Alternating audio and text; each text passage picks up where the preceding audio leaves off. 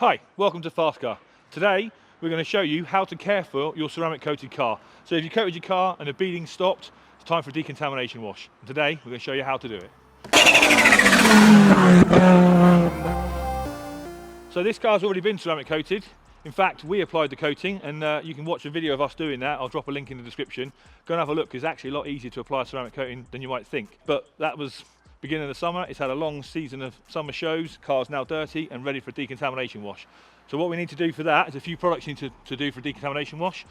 First of all, you want good quality SnowFoam, followed by an all-purpose cleaner to get the rest of the dirt off. And then for any iron and fallout, you want an iron and fallout remover. And obviously a good quality shampoo. In this case we're using G-Technics G-Wash. Once that's all done, obviously you want wash mitt, drying towel, cleaning it all off. Once it's all clean and dry, we're just going to apply some ceramic sealant, top it up, keep it going again. So I suppose I better roll my sleeves up and go fire up a jet wash.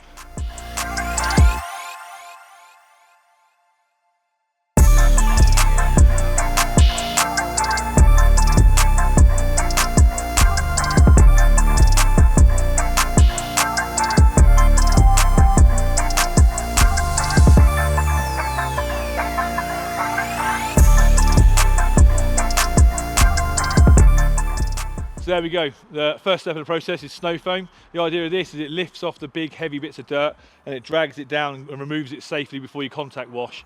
In fact, when it comes to SnowFoam, you want something that's going to lift it off, and if you want to see what makes a good SnowFoam, we've actually done a video on that in the past, so I'll drop a link in the description. But for now, I'm just going to let this do its work before we move on to the next step.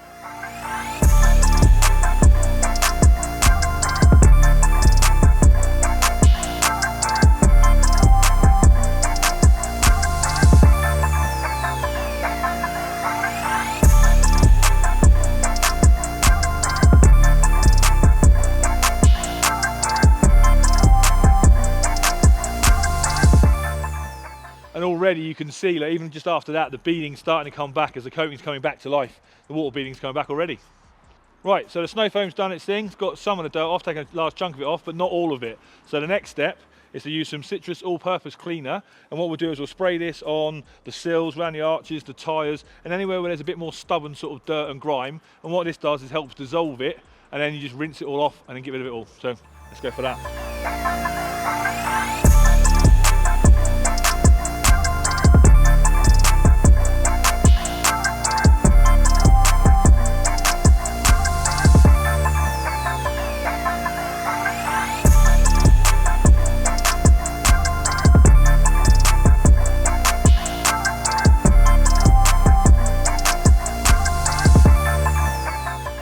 So the final step before we actually get the wash mitt out and start doing the contact wash is iron and fallout remover.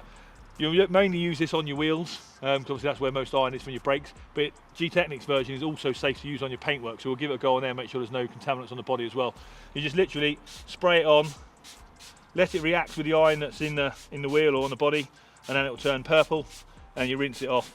You may need to agitate it with a wheel brush, but these wheels have actually been coated with G-Technics ceramic wheel coating, so they probably won't need any agitation. This stuff will just dissolve it and you just rinse it straight off with a jet wash. So unlike alloy wheel cleaners, which are only really safe for use on alloy wheels, G-Technics iron removing wheel and paint cleaner, as the name says, can actually be used on your paintwork as well.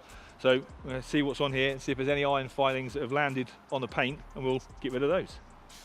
Just simply mist it on like you would do your wheels, and if there's anything there, you'll see it react.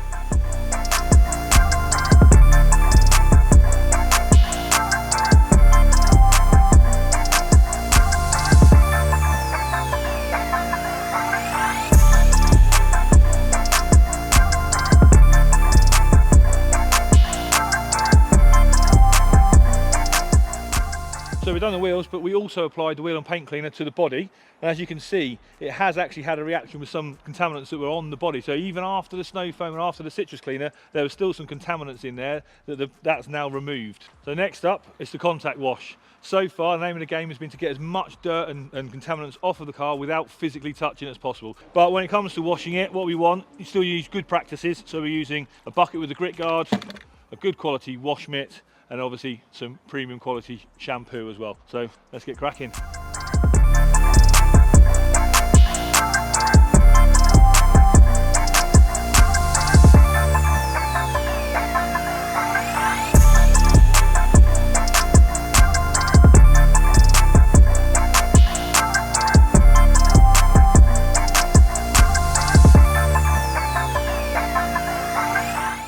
You may notice we're using a wash mitt today, not a sponge. There's a very good reason for that.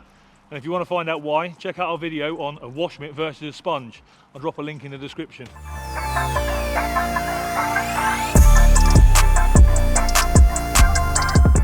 So that's the washing complete, all the dirt is off, and as you can see, the coating's come back to life. It's starting to bead up lovely again, showing that the coating's working.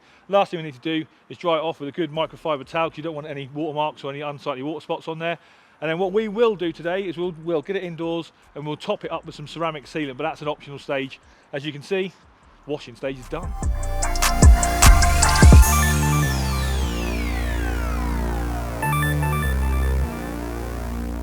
So now the car's all nice and dry, we've rolled it in the workshop for the final stage, and that is to add some ceramic sealant.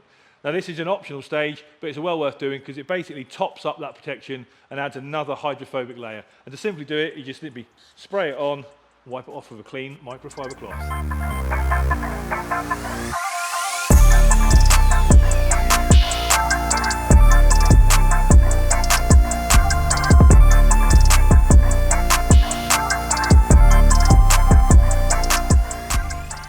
And there we go, one decontamination wash complete.